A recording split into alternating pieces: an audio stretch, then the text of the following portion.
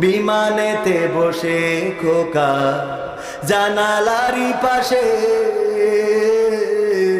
নীল আকাশে তাকিয়ে দেখে মায়ের ছবি ভাসে।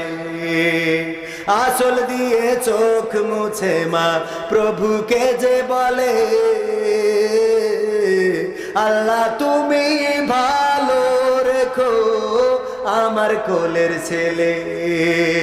খোকা যে ছিল মা জননীর কলিজারি ভোটা, ভাবতে সব চোখ ভিজে জল পড়লো ফোঁটা ফোঁটা।